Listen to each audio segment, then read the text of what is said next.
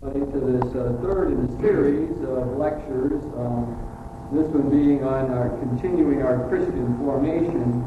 We talked about dealing with pluralism in one lecture, and then we talked about preparing for Lent. And as I remember that if people want to get in tune with that, can listen to WSPD on Sunday nights, for which I did the reflections programs with Father Ken Norman, an excellent scripture scholar, and we sort of analyze the Gospels carefully. And so 10:30 Sunday night, you can hear more about that particular Sunday of Lent if you care to have our reflections program. Now, tonight I'm talking about the sort of the continuing process of formation, or the continuing challenge we have to grow as Christian people, to become more mature individuals. And I'm drawing tonight a lot, as the reading suggests, on the thoughts of Bernard Lonergan, great theologian of the 20th century, one of the giants, along with Karl Rahner, born the same year he was, 1904, died the same year, 1984. And a very important influence on Catholic thinking generally in this post-Vatican II period. And then the other book is by a psychologist, The Critical Years, Sharon Parks, and I think she has some things to say as well. And finally, an author who is largely unpublished. I know his work because he gave me some of his unpublished notes, Father Kevin O'Shea, who I quote, that quote there is from his one of his articles that is published, but a lot of the material isn't. But he's the other influence on what I want to say tonight. So and a lot of that is material that I myself have just gone over for the first time, so I'm hoping that even though it's a familiar area for me, that I want some new things to say I haven't talked about before. So first of all, I want to look at this situation of our call to growth in life. And a couple stories come to mind. One is of a gentleman who's dealing with some severe temptations in his life, infidelity in his marriage, and he's trying to figure out how his faith is going to help him stay on the straight and narrow, as he says. And he is a person who is totally formed by the pre-Vatican II thinking. And he has a whole lot of messages in his head about how one deals with this kind of problem. And fundamentally, it is to adopt an extremely rigid stance. It is, he is firmly have in his mind messages that say something like, if you start to have fantasies about that other woman, shut them down immediately. That's don't play with those, or don't fool around with those. The fantasies start, boom, that's the end of it. You have to shut those out. And he adopts what I would say is quite a rigid posture on all of these things. He goes back to, and he will say this directly, he would go back to what he learned in his grade school years. That's the foundation of how he tries to deal with all of this. Now, and it turns out to be a fairly effective approach. One can probably ask what price he pays for that kind of rigidity in his life and carefulness. And he himself would probably say he does pay a pretty high price for that. High price in terms of feeling a good deal of tension on a day-to-day basis, of feeling that there's something about him that his more spontaneous side is held tightly in check, more creative, imaginative side really can't surface because he's in a large project of holding all of that down and holding it in. Now that represents one sort of coping mechanism that one deals with an important problem in life, and it is based on the idea of taking the received faith that he got when he was in grade school and holding on to it and making it work for him. And I have a great feel for that and admiration, as a matter of fact. I always said to my father about the new stuff out of Vatican II that, well, I really didn't feel a need to convert my father to a new way of thinking about Christianity. And I think mostly I felt that way because it worked for him. A pre-Vatican II approach to Christianity, although he had remarkably good insights about a lot of things like the ecumenical movement and a sort of natural feel for it ahead of time. But I had no sense that, well, you know, get with it, Dad, you ought to like guitars at Mass, or, you know, come on, we're having liturgical dance this week, don't miss it. I felt no need to do that, and I think, you know, out of my own sense, it's because it worked for him.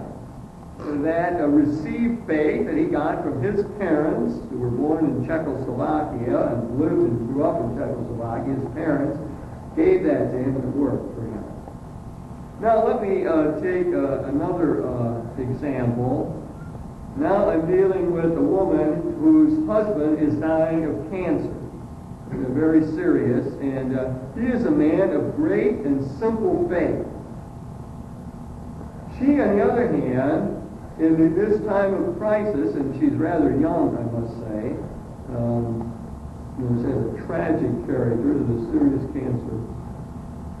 She finds no faith. She can't deal with this. I mean, and it's really, the dilemma is very hard. And if she was just on her own, in a sense, and didn't have to interact with him, she probably could do this. And it would be sort of fine in one sense with her. But she has no faith, as she says, no belief in whatever it is she received. We're brought up as a Catholic. So all of that stuff, all that she learned is not of value. In fact, she's in a mode of rejection with that. It doesn't help her deal with the fact that her husband is dying. She loves him dearly, and it pains her. And one of her pains is that she can't share faith with him now. You can sort of imagine he wants to pray, and she can't really do that with him. You know, he wants to talk about, he's at ease with dying. I mean, she can't believe it. And she's sitting there saying, well, I'd like to be like him. I wish I could have a simple faith like he has. But she doesn't have it. And so she's trying to figure out how she copes with all of it. Now, she comes to me, and we talk about this, and she says, well, I've been, you know, they're not the first one I've come to. I've been to a number of other people trying to deal with this. And she said, what they tell me essentially is that I've got to get a hold of this biblical faith, this faith of the church. And I have to believe that again. I have to accept that again. And then that will help me link up with my husband and will help me find some solace, comfort, and meaning in all of this. And she says, but when they tell me this stuff of what it says in the Bible or what the church teaches, she says, it just leaves me cold. It means nothing to me. And she sort of says to me, well, I hope you don't do the same thing to me. Now the question is, you know, how am I going to proceed in talking with this woman? I mean, what does one do in that sort of situation? She's definitely hurting. The received faith, to keep the language here, is not working for her. Now where do we go from there? Well, here's the strategy that I would generally employ and did employ in that situation. I want to go back to a distinction between belief and faith. And by belief, I mean the acceptance of this Catholic package. Although it could be a Buddhist belief, you accept the Buddhist symbol system. But belief is a word that says, I accept this religious heritage. I accept the whole package. I accept this symbol system that I grew up in. It's got all kind of like 7 sacraments and belief in Christ and God and Spirit. It's got all kind of components. Say the prayers, keep the commandments, go to Mass, all of that. It's a whole simple system. That's what I would mean by belief. But I would distinguish from that, and following Lonergan and other people, distinguish from that faith. Faith is something else. Faith means, in my language, it's my primary positive sense of life. It's the primary positive thing I feel about life in the face of all the stuff that messes us up. All the stuff that assails us, the vicissitudes of life, the wars, the cruelty, the violence, the torture, insensitivity, and so on, the meaninglessness that seems to be there, absurdity. Faith is one's primary way of overcoming that or dealing with it. So my statement to the woman is not, well, you know, Jesus said, or the church teaches about an afterlife, or your husband will go to heaven, or anything like that. My point is to find out from her what her faith is. What is her faith? So when I ask her, I begin to ask her the things, well, I mean, what is it that's in your heart that you really believe to be true about the world and about people and things and so on? What is it that you intuitively think is right or feel is right? And she begins to lay these things out for me. I'm not going to go into all of them, but we came up with 5 different things that she feels about life. One is, and she happens to be a professional person, one is that you should respect other people. Now, respecting other people, she feels that in her gut. She has faith that that's the way to live. And that's how she overcomes a lot of these things. She believes she should help people, even if they're hurting and don't seem like you could really help them. She thinks you should try to help them. You know, if some client comes to her and is really in trouble and so on, and appears to be no clear answer, she still wants to try to help them. That's one of her primary senses of life. Now, what I want to do in talking to her is I lay out this whole package now. I got 5 primary positives about life. 5 things that she holds in her guts and that no one wants to take her. And then I begin to see what the problem is. Her sense is that if she accepts the symbol system, the Catholic faith as she's known it, she has to give up the primary positives. She's got to, as in her own language, I would have to give up myself. And she's tempted to do that for the sake of her husband as he's dying. Very tempted to give up herself. And that's exactly how she feels. If she said yes to this whole belief system that she grew up with, she's going to deny her very being. Almost ready to do that. I asked her, indeed, do you want to do that? Is that a way that you might want to go about this? And her answer is, I don't think I can do it. I don't think I can go that far. I don't think my love takes me that far to deal with this. So where do you go from there? The question is, are there elements in the symbol system, that's the belief system, the faith, the Catholic heritage that she has, that corresponds with the primary positives? Can you pick out of the system certain things that touch into that?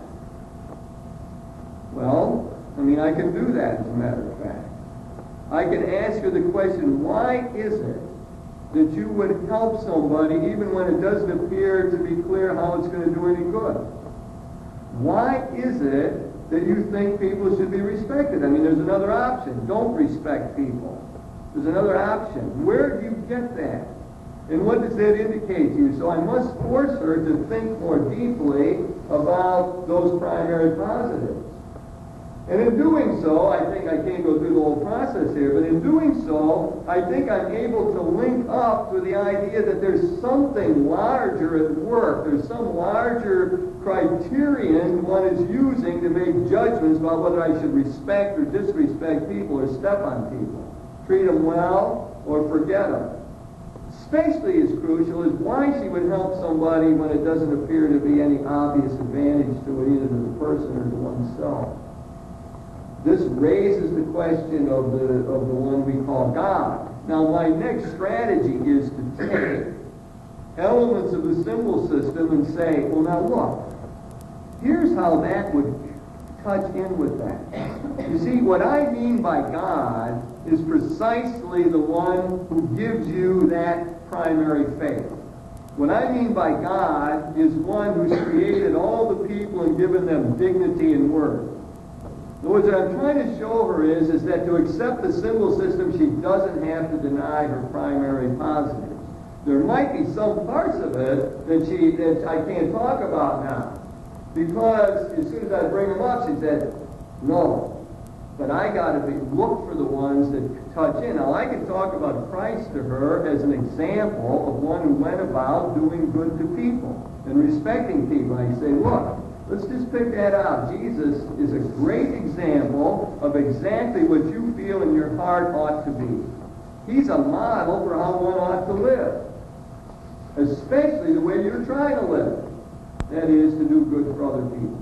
Now, without playing it all out, what I've done is reverse the usual process. In other words, I don't sit there and tell her, believe in what the Bible says. I let her be herself. I let her take out what's in her guts and what she says is me. That's me.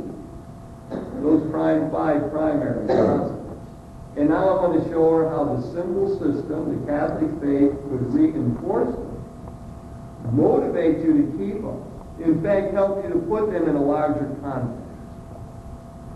That process that I'm describing there is the process that many people either have gone through or have to go through.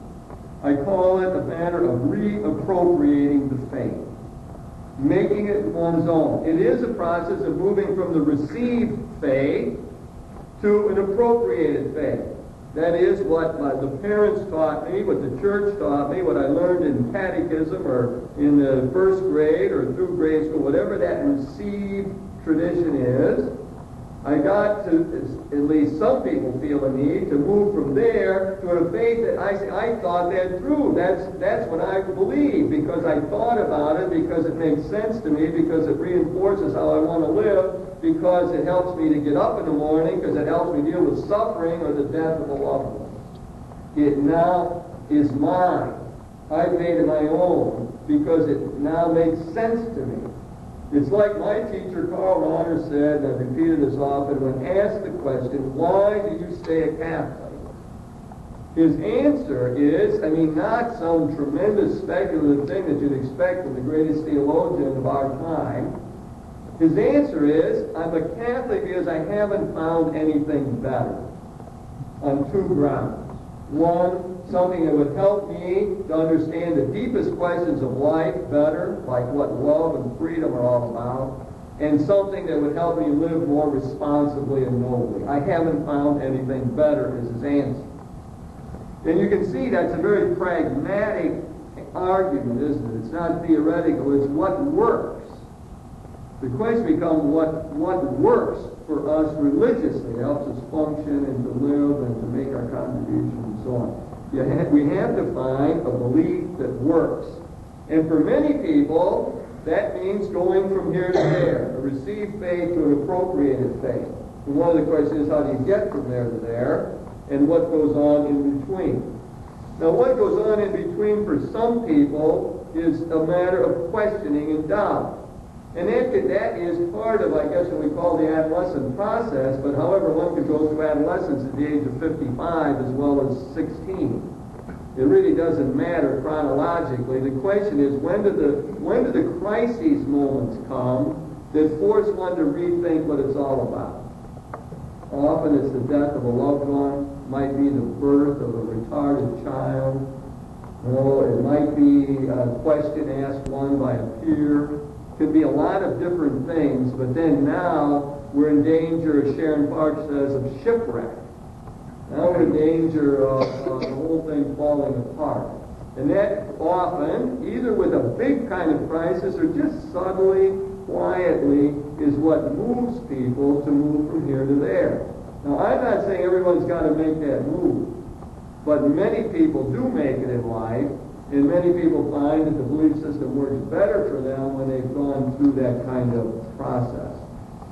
Now, when we get into an appropriated faith, in a sense, it's not a matter of arriving and then saying, good, now we've made it. If we use the image of climbing up a mountain, you make movements in life, and there's certain times when we're forced to rethink, what's it all mean? Where am I going? What am I trying to do? How do I cope day to day? How do I deal with this tragedy? And it forces us very often to climb up the mountain. or as Michael Novak used the alternate image, to the flight of the dove, or somehow we find ourselves at a higher perspective. But when we get to the higher perspective, it's not all over. I mean, people could sit in this room and say, I've appropriated the faith. Now let's get on with it. But that isn't the way it goes. Usually for people who have appropriated the faith, that means made it their own, now there's a new set of questions. Now it's more like rearranging the furniture in a room. One is sitting in a particular chair in a room, but sometimes you got to move the things around so they all fit and are harmonious or aesthetically pleasing as one wants them. So there is, no matter where we climb on the mountain from a particular point, we still have to rearrange. We have to keep the priorities right. We got to keep it all straight somehow. So growth goes on, even though we're not making big leaps. Well, sometimes we do some of that stuff, but even we're not, we're still in a process that I would call personal growth, maturity, which means trying to straighten my life out within the framework I'm currently working in. That sounds a little abstract as I'm saying it, but I think that it plays out in real life. I mean, one could have, be going to church regularly and doing Lent this year like I always did it, but then one sees, but my heavens, I can see here, I'm not critical about this. I haven't really looked at this part. And to look at it doesn't mean I'm going to change my whole life, but it might mean there's part of what I'm all about that has to change in some way. We have to somehow, in whatever plateau we're at, keep it in balance, keep the parts floating properly, keep some harmony about it all. We have to keep ourselves alive so we're still excited and it's not just, it's the same old furniture here. We have to keep ourselves alive, engaged with what is going on. Well, that is the first part of what I wanted to say here, and that is there's a call to growth that everybody experiences. Some people manage to move through their life with the received system and it works fine. Other people, because of crises or questioning or doubts or growth, feel a need to reappropriate. At that point, we have to look at the faith, like the woman dealing with her husband dying, and reinterpret it. I need to play that out just a little bit more. You see, the reason she thinks she can't be a Catholic and still be true to herself is because she has what I would call a very infantile notion of what the symbol system is. Whereas her idea of God is one who intervenes if you say enough prayers and saves her husband. And she knows that isn't going to happen. And so that kind of God, he's not intervening to save her husband, so that kind of God's got to go. So you got some idea of Jesus Christ as this divine being who doesn't really know what it's like for us humans to be suffering and so on, so he's got to go. The church is seen as an authoritarian institution that moralizes and tells people they're guilty. That's got to go. Because it doesn't fit in with her primary positive sensibilities, intuitions about life. She needs to reinterpret. She needs somebody who knows that tradition and can say, well, that's not the only way to look at that. God isn't just a hard taskmaster. He isn't just an intervening God. God is the one who's here with us no matter what's going on, no matter what suffering is going on. This God is with us and trying to help us to deal with it. That's what I mean by reinterpreting it. And she furthermore needs to refocus it. That is, there's elements of the package she needs now, and there's other elements she doesn't need. She doesn't need heavy moralizing about sexual sins or something. She needs a comforting God and a loving Lord pulled out of the system so that she can interact with that and so it can help her. Let me stop there and see if anybody has any questions before I move on. Donahue. And since you mentioned several times about his background with the schools of language and I was just wondering if it doesn't apply exactly to a person like that who didn't quite grow with a kind of infantile belief system. The people here, a specific example pulled out Phil Donahue and the way he relates to his religion and so on. I can't say that I, watch watched that or that I know all about him, but I think I know enough to say that, yeah, I think that's an example. And if he isn't one, there's a lot walking around that are. That is, ex-Catholics who are rejecting something that really adult Catholics don't hold anymore. I meet them all the time. Whereas they're in rebellion against something, they're in rebellion against one interpretation of the package that is rather childish or infantile, and they think that's the whole package. I give you another example, a person I know that's true with, that's Joseph Campbell, that people know. Joseph Campbell, and I've talked to him personally about this many years ago before he died, and I know how he thought and felt about it because he was brought up a Catholic. I mean, maybe some people who read his stuff he's the guy that writes about myth and symbol, and they did a lot of television stuff about him and so on, Joseph Campbell, very influenced by Carl Jung, is a perfect example. He has what I would call, he had his break with the church in his early 20s, as I recall the story, him telling it to me. And he's got a sort of what I call a grade school understanding of the Catholic faith, where he has a very sophisticated understanding of Buddhism, Hinduism, and every other religion around. Very sophisticated understanding. In fact, I challenged him on it. I told him the same thing one time. That you're rejecting something that no one holds anymore. You're rejecting your previous grade school understanding of what the faith is all about. And I think that from just a few things I've heard that Phil Donahue said and so on, makes me think exactly the same thing. He's on some kick that's rejecting something that isn't the only way of understanding the faith. It was one way that he learned at one time, but not the only way of understanding the faith. I believe I meet many people in the academic world, who precisely fall into this kind of analysis. And they will write strange things about saying, this religion is bad in this way or another way. But, well, if that's what it is, I don't want it either. If it's only nothing but this heavy moralizing sort of thing that keeps people in an infantile state, which is Freud's criticism fundamentally, well then, I don't want it either. But the point is, that's not the only way. I mean, we've had so many speakers who want to knock the church and religion, and that's their whole point. I mean, they're knocking something that I don't hold either. At the end of the talk, if I'm a respondent, say, well, yeah, it's nice. I don't know what you're knocking down a straw man. And that's pretty easy. Pretty easy to knock down the religious straw man with all of its infantile overtones. So, yes, I don't know, Phil Donahue, my surmise is, and what I've heard or read, I think that he's a good example. There's many others as well. Don't you think that a lot of these people that have this infantile perception of the Catholic faith can influence other people? Well, surely. And that's why there isn't the group. That's right. There's a very big influence. And in fact, you get a common cultural perception. And I think we Catholics, have a problem with that. I think that's very difficult when you're raising children. I've got really small children. Extremely. When you're trying to grow in the way you feel about it, and then you want to reflect that on your children, it's really very difficult, and the culture's often against you, and other things are against you, and it's a very difficult matter. I mean, fundamentally, it seems to me that what has to come across is your own adult appropriation of the faith. Your adult faith is what we hope influences. In fact, Sharon Parks, the book I'm drawing on here, Critical Years, makes a major point of that. How do you deal with the people who are going through this crisis, whether it's big or small, and they're in danger of shipwreck, her image? And one of the major things she says is that young people need an example of an adult who's appropriated the faith, who lives it out in an adult way, and is able in one way or another to talk about it, or to say it, or to reflect it, not in a preachy way, but just look and say, well, not everybody who believes as a Christian person is infantile, because my mother isn't.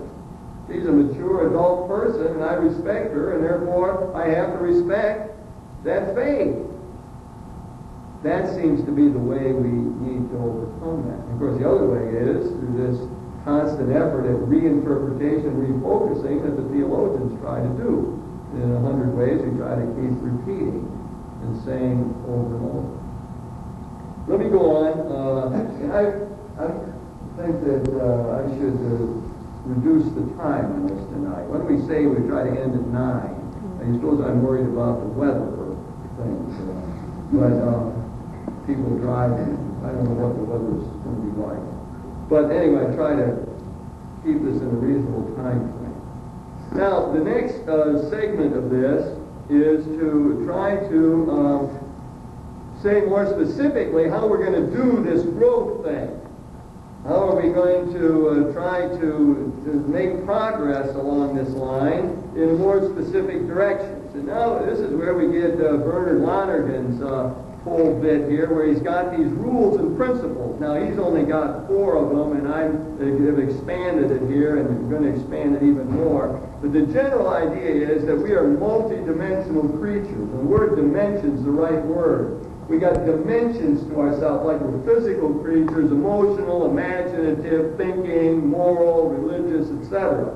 And so what Lonergan has said is there are rules to guide us, or principles that should guide our efforts to make all of these dimensions part of the growth process.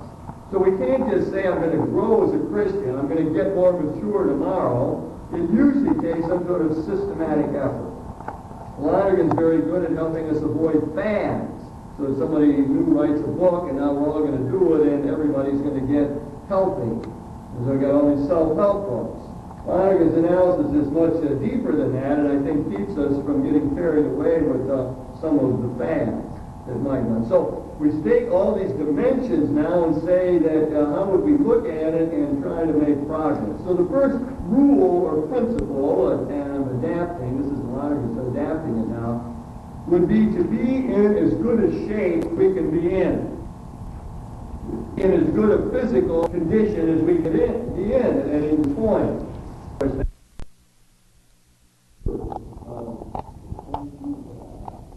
I mean, the rule it would be that, however, if we're going to grow and develop as people, we ought to be doing as well as we can with the physical equipment that God has given us at any given point, or that we find ourselves. I'm taking with the idea, and somebody was just telling me at a party the other night, she works with older people, and she was saying how they get them lifting weights, old people lifting weights, and they're finding remarkable results with that.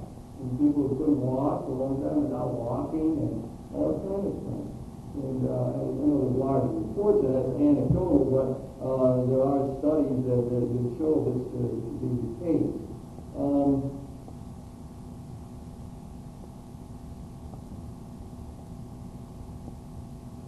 Guy called me up on the phone dealing with separation and so on, and he's having a heck of a time dealing with the fact that his wife left the city and is someplace else now. And I finally was trying to help him, and he wants advice about this. And one of the first things that I said to him was, work out regularly. Get your exercise every day. Go to the gym every day. Got a membership that helps him. Go there every day. And I just found it interesting that would be one of my first responses to him. One might think of saying a lot of other things, I suppose. Say your prayers or something. But it struck me, and I find myself doing that in people who are stressed out and all kinds of problems and so on. It's like get down to the most fundamental thing. Most fundamental, get your exercise and watch your diet and don't drink too much. Try to get some sleep if you can. All of those things become primary. In fact, my own sense is that when we're under tension and stress, and their crisis is upon us, they become more important than at any other time. Then instead of saying, well, I don't have time to do it now, or I'm too stressed out to do it, to me it's just the opposite. Those are the times when it's most important to attend to this side of our existence. So, want to try in one way or another to help ourselves deal with fatigue, with aging, with poor self-image, all of that. The theological principle is we are bodily creatures, we're spirited bodies. Our bodies just aren't an appendage to what we really are. We are our bodies. Therefore, we must attend to this, try to develop good patterns, develop the virtue of temperance, how to use pleasure properly, and so on, and deal with our physical limitations. So, when I think of an older woman who likes to do all of her own housework, but then she finds that she can't do all that. So she has to do it in segments. So she does some and sits down. She does some more and then sits down again. And then she has to, as she gets older, she has to adjust to that at each stage, to get a little less. And one has to, seems to me, the wisdom or the grace is to be able to do that without getting totally frustrated or upset, and to be able to just swing with that diminishment that comes. Again, the principle being we do the best we can with the physical condition of what God has given us, the age has given us, and the time has dealt us over the years. Second thing that we need to be attentive here to in Flanagan's whole thing is be attentive to the full range of human experience. I'm going to link this for time purposes to the next one, and say that part of what we're supposed to be attentive to is our emotional life. So the major principle is you got to be attentive. You got to watch what's going on. And part of that is to be more self-critical. I got to know not only what's going on out there, what's happening in my world, what's happening politically, economically, socially, all of that, what's happening with the people I care about, my loved ones, my friends. Got to be aware of all of that. What's happening to nature, pollution questions, but also got to be attuned to the inner life. What goes inside of me? For many of that means being attuned to our emotional life, being more in touch with things that our fears are going and so on. Be able to integrate them to deal with positively. Now, many people, that's simply knowing what's going on with us. That is just to the first time it is to be able to properly name the emotion that happens. So many find out, well, I don't know what I'm feeling. So at a given point, I don't know what I feel because I'm not active.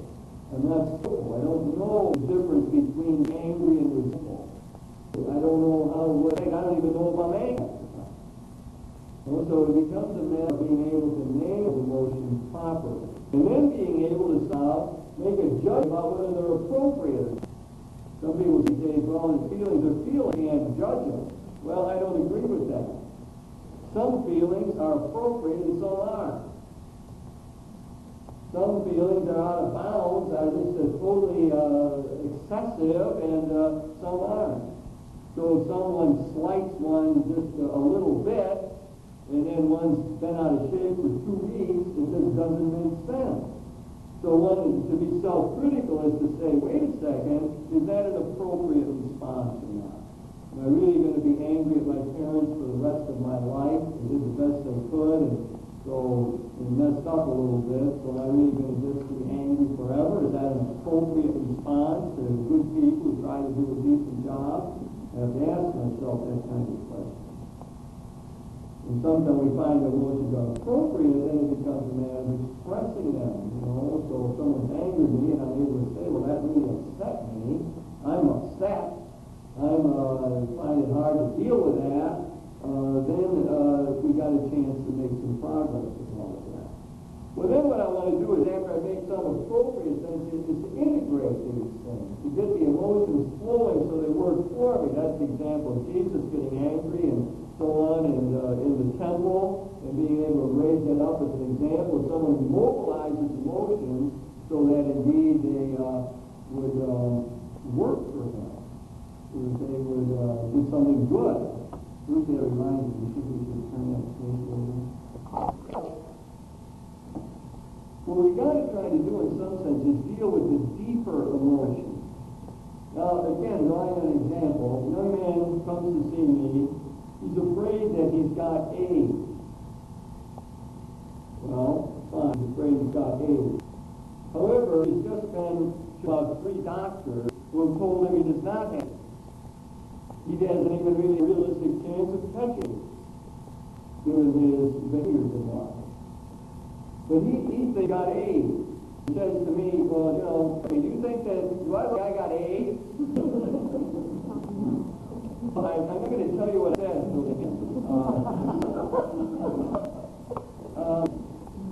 But it becomes quickly obvious he doesn't have a problem with AIDS. It's nothing to do with AIDS. The doctor tells me he doesn't have AIDS today, think he's got it tomorrow. If he convinces me he doesn't have AIDS, he'll have a heart attack.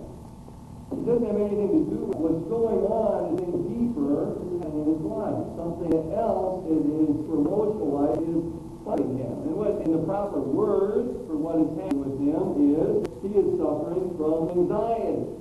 He is experiencing what O'Neill says, that he is an enigma to himself. Kevin O'Shea, when drawing on for some of this, talks about the fact that we are an enigma to ourselves. There's part of ourselves that we feel alienated from. We don't feel totally integrated. And you can talk about that in a lot of different ways. One is in terms of anxiety. What's wrong is that the young man is suffering from angst. That is, he has a general sense that something's wrong with life. General sense that he can't cope with it. It's too much. And all the language that I would feed back to him, he resonates with. It feels like the bottom dropped out, doesn't it? That's right.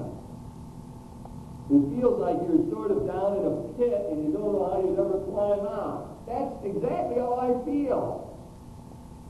In other words, what I know is that he's feeling this sense of being assailed by what the philosophers have called nothingness. It is a feeling that I don't have to be, that I can drop out of existence. In fact, that would be part of his language. He feels like he would disappear. In fact, that becomes one of his ways of saying it. I'm afraid that if I die, I will disappear. He's afraid not of death, not because, of suffering like most of us are, I suppose, but he's afraid that he will disappear. He will not be conscious anymore. And the psychiatrist told him, well, that's fine. That's how I think too. You just fall asleep. So what? You're asleep, you won't know the difference. That's what the psychiatrist told him. But don't you get it, Doc? That's what worries me. That's exactly what I can't stand the thought that I wouldn't be conscious. I can't stand the thought that I would cease to be, fall out, disappear. This is what the young man is doing with anxiety. He doesn't need somebody to tell him an answer like that. He needs to be able to feel that angst is a part of what we'll call here the human condition. That there's a way in which we remain alien to ourselves. There's parts of us, as Kevin O'Shea said, stand out from under the sway of our freedom, of our attempt to humanize ourselves. Now, O'Shea has an interesting answer to this sort of thing. He says what we've got to do is embrace ourselves tenderly. Embrace ourselves tenderly. So tenderness becomes, in a sense, his great virtue. That's what we need. Tenderness in part means to accept ourselves, to love ourselves. But he's got an interesting phrase that we always say, let's take a good hard look at it. And O'Shea says, what you need to do is take a good soft look at yourself. Take a good soft look at yourself. A tender glance at oneself. That will embrace what we like and don't like. That will embrace our virtues and our vices. Where we can be gentle with ourselves as being human and not feeling that somehow we have to be perfect. And he says this tender embrace, this tenderness towards ourselves, I find that to be an interesting concept because many people say, I'm hard on myself. And O'Shea thinks that I'm hard on myself, it works in a way, it works in sort of a rigid kind of way, but it doesn't allow one to embrace the primary negative. It doesn't allow one to take in the things that we're talking about here that I can't really tell the young man to take a hard look at himself or to be harder on himself. I don't think that's going to work. He has to embrace the angst. Take it in. Find out that he can befriend it in a way, even though it feels alien and not part of himself. Take a good soft look at himself, to recognize his frailty. And then what we've got to do is to try to help him to begin to transform that, to move it ahead in some way, to see the question of how he can do that. All kinds of examples popping in my head. Here's a young man, same sort of anxiety, but he found a way to overcome it. He overcame it by joining a group, which is commonly known as godless. The God's group. I don't know if people know it or not. There's very little of it around here. The guy was out on the West Coast. He's now in the Fiji Islands. It's a guru-centered thing. It's a cult of personality, in which the followers are totally focused on this guy entirely. Well, this young man, facing with odds, found a way around it. That is, he joined up with this group. He put all of his allegiance into this guy. And this really helped. He couldn't go into groups, because he couldn't be in this lecture tonight. He would come to my lecture, stay for 30 seconds, and get up and leave. I think he's angry. He's not angry. I haven't said anything yet. He's really hurting because he can't stay in this group. He's obstinate. He has to get out. But when he's with this cult, he's okay. He goes to a convention of cult members, and he's okay. He feels at home. Now one begins to sense the dilemma that this man is in, because now he has figured out that this is a cult. He's figured out that this is worshiping this God. It's out of bounds. And yet it's the only place he feels comfortable. So I begin to say, is there a way to sort this out? Is there a way to take parts of this cult and go to that, do that, and then get rid of the other part and don't think about worshiping this guy or setting your thoughts on this guy? Just go and be part of it. And maybe that'll work. That's my first advice. And that won't work. It won't work because it's too bound up with the one guy. And then I said after conversation, to go to your parents' church. That might work. You grew up offspring of clergy person. So maybe that won't work either. And then it comes to me. The solution we're working at is not radical enough. He said at one point to me, and you can't take that away. He's sobbing. You can't take that away from me. You can't take that call away from me. The only thing that keeps me on is my only hope, he said, to function right. My only hope. Radical solution that I finally come to, is to say, the cult's not going to work for you. I thought maybe it could work partially, but it's not going to work.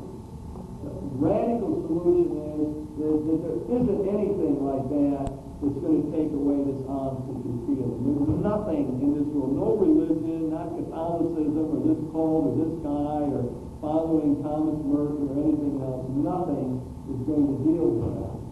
Nothing's going to just take it away. Again, the same answer. The only way you're going to deal with that angst is to embrace it. With the faith, the primary faith that somehow it won't destroy you. Somehow finally that's the deepest of emotions cannot finally mess one up. So he has to transform his fear, he has to learn trust. And I think finally he's got to figure out that when he feels that and when he embraces the angst and he doesn't come undone or disappear, then he knows what God is. I can't tell him what God is. God is, you see, it doesn't work. The words don't connect in. I can talk till I'm blue in the face about God. It doesn't connect in. But as soon as he embraces the angst and doesn't disappear, then I got a shot. I can say, that's what I mean by God. That's God. You just met God. Now you know firsthand out of who God is. God is the strength, the only strength that can help one overcome this anxiety that assails us. You see, it's again the reversal. You get in touch with it and then name it in those terms. That's why we can't pass it up on the next generation. You can't tell people, in that sense, who God is. People have to find out who God is in terms of life, in terms of experience. It's only real when it's related to something we're wrestling with, feel, know, or overcome. Well, so that had to do with be attentive to our emotional life, try to integrate it, be positive about it. What comes next here? Yes, be imaginative. Well, here, we'll try it this way. Part of what I mean by that is that we have to learn to be able to tell our own stories. We have to be able to string the narrative together. Part of growth is to be able to know where we came from and how we got here and where we want to go. To know our past, our roots, our history, is to know our biography. But we know that largely in terms of images that collect it, that focus it for us. You can't just know. It's not a matter of knowing the fact. When you see I was born in 1946 in Toledo, no, it can't be like that. No, it's not just the remembrance of the fact. It's being able to piece the story together through the images that make up the story, that collect it, that focus it for us. So a lot of this is involved in being able to be more imaginative, to find the importance of the symbol and how that comes together. Now, here's, again, I'm drawing on Kevin O'Shea, unpublished material, and he said something like this, that there's always in life, there's a surge to say, what's the one word that would get this just right? To tell you, if I could just get it right, what I'm feeling, what I'm about, who I am, if I get the right words, everything would be fine.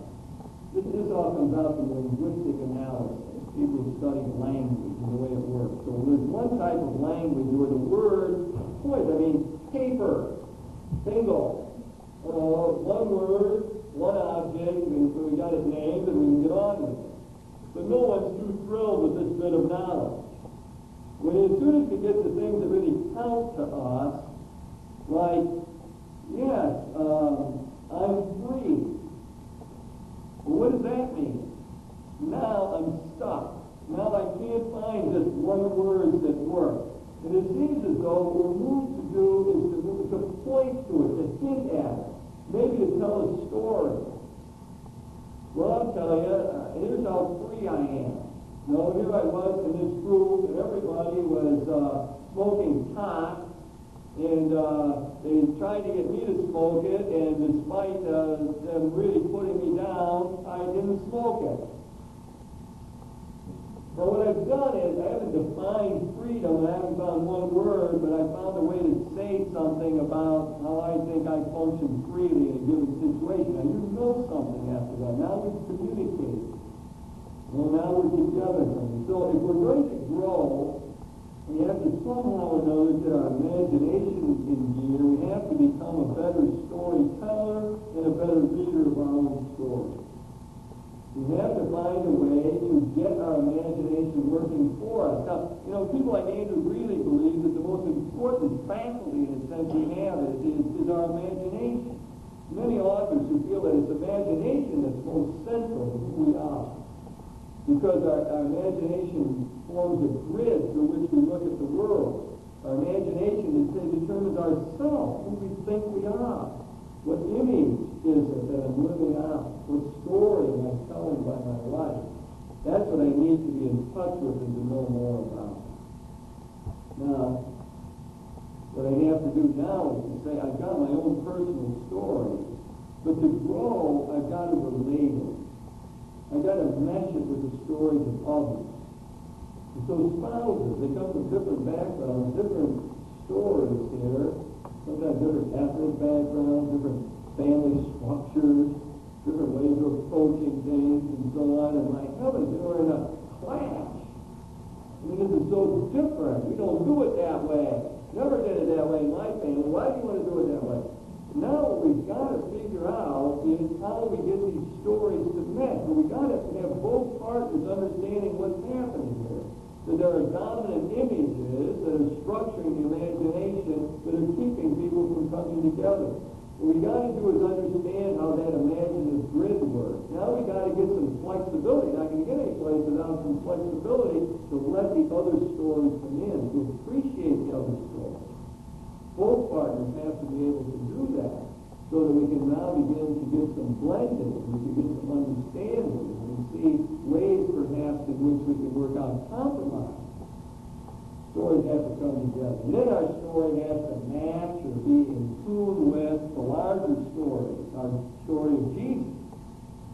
story of the gospel, story of the church. So we're not just riding our own hobby horse or going about doing our own things. We'll never work in the long run. So that we seem to get reinforcement when our own stories fit. Otherwise we feel out of sorts, like I don't fit here, I don't belong here, I don't function well here, I'm out of step somehow. You know, and if I can get my story linked up with the story of Jesus, that's why we go to church in a way, the Mass, we tell the story. And as I said last time, Andy Greeley's big point about stories is that the liturgy is not story enough. You know, remember that it's filled with stories. The stories speak to us in a way that rational discourse can't. That's the thing about imagery.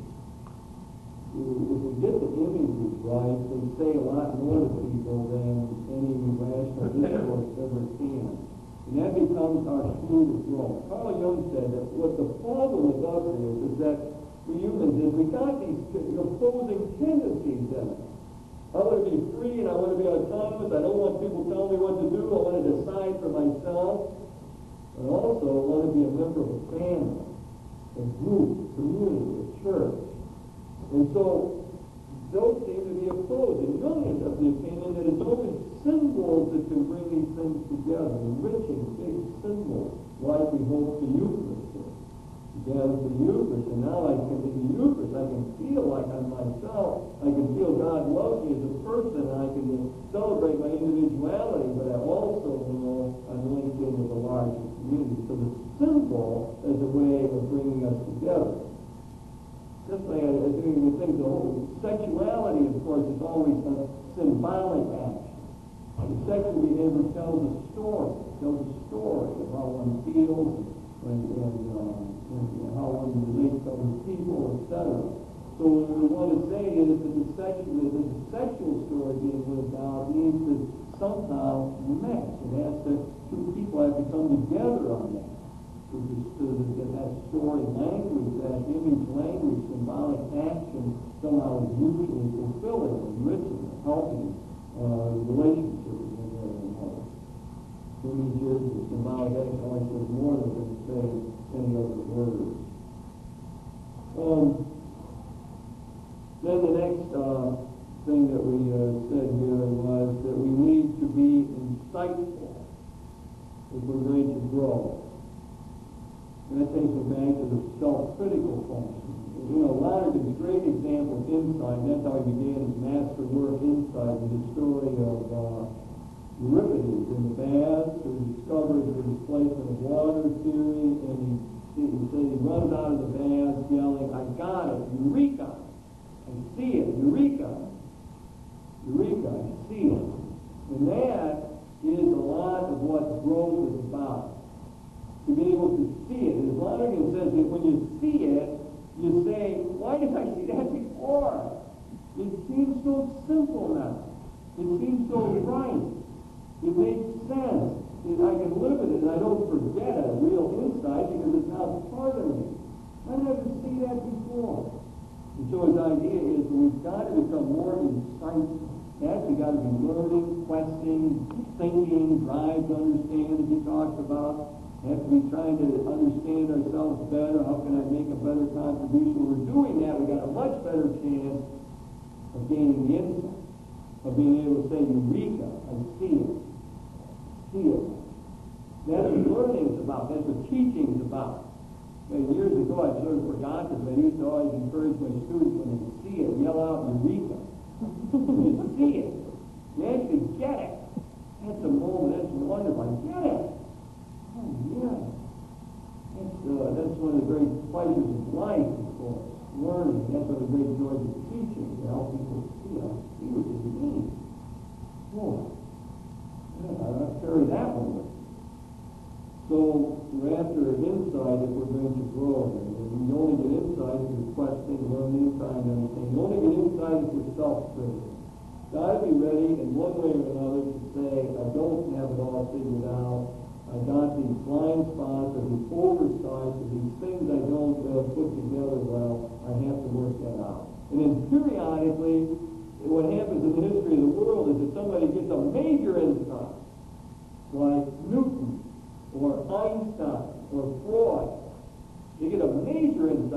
something that no one ever saw before. So Freud uncovers the unconscious. There's an unconscious in us that comes out in dreams. We've been dreaming all these centuries, but we didn't know what they meant. Now we know it's uncovered another world inside of us, and that our motivations aren't always as clear as we think. Now we get a major insight. Now we get a new paradigm shift, a new way of understanding what it means to be human. So since Freud, we can never just disregard dreams. Ever after, we can never disregard the unconscious life. We can never assume that the reason we think we're doing something is why we're really doing it. We now know there's hidden motivations, other things going on, images that lurk in there, archetypes, or whatever you want to call them, that are part of the mystery. Those become major insights, and then we sort of get in on it. We get in on it, and we learn from those great people, and we can see something new about life. Fifth, we must be reasonable. Everyone at first thinks they're already reasonable. Everyone understands? Everybody thinks they're reasonable. There's no exceptions to that rule. I mean, there are a lot of things we're not. I'm not very responsible, but we're all reasonable people. And of course, what Lonergan thinks that we need to do is improve on it. We all think we're reasonable, we can improve on it. That is because his idea is that not every bright idea proves to be right. Not every new fad that comes along proves to be useful or worthwhile. We have to, as he says, marshal the evidence. Come to the point where there are no further questions that can be asked about this particular crime. Somehow I'm flashing in the fact that my father and my family were together, and we were in Frank Uncle's restaurant. We were looking down on a boat down there, and my father said, "Well, that boat is so long." And he was absolutely sure of that. And in fact, he bet the waiter his time, and he knew how long that boat was. So he goes down, and walks it off. He found out that he was wrong. He walked back up, took off his tie, and handed it to the waiter. Well, he checked the evidence out. He was so sure he was right. He bet anything. His tie was just a token. But he was wrong. The evidence did not support that. Well, so that becomes part of the thing. Are we willing to let the evidence change us? Are we willing to rethink because there's new data? Well, that's a lot of times. I mean, this is family arguments or in human interchange. Would you be open to new data on this? If I told you, Lucy, that that this and this were the truth, would that in any way change your mind about this? Would you be willing to rethink on the basis of